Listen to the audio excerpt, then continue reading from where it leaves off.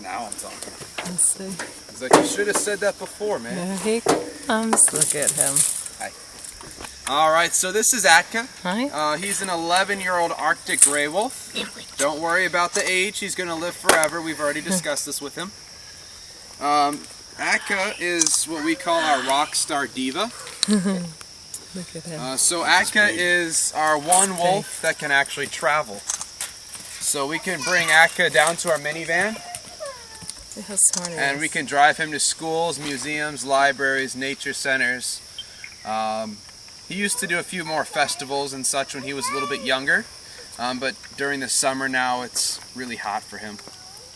So we've sort of cut back on a lot of those. But he travels into the city all the time. He's gone down to Washington, D.C., up to Vermont, Rhode Island.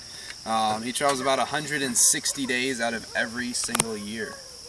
So he has quite the social life. Oh.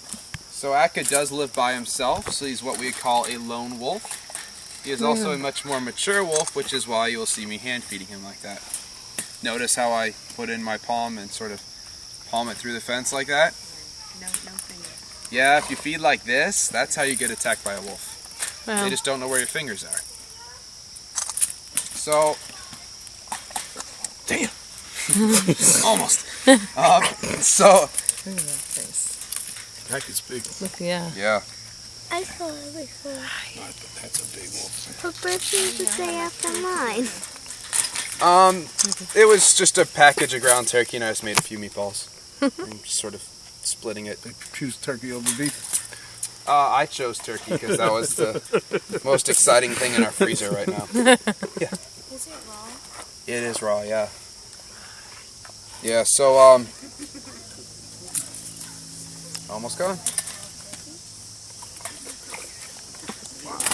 Gorgeous. Huh? How much does he weigh? Atka weighs about 80 to 90 pounds.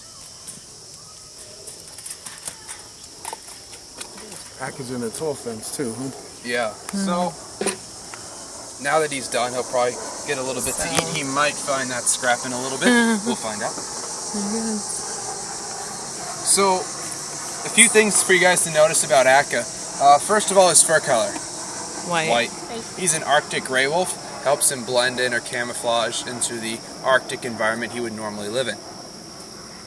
Another thing you may notice are the size of his feet.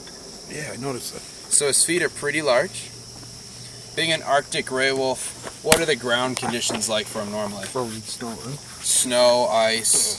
Those feet are like built-in snowshoes for him. So he can go walking around on top of the snow and ice without sinking in. Gives him a huge advantage over his prey, which have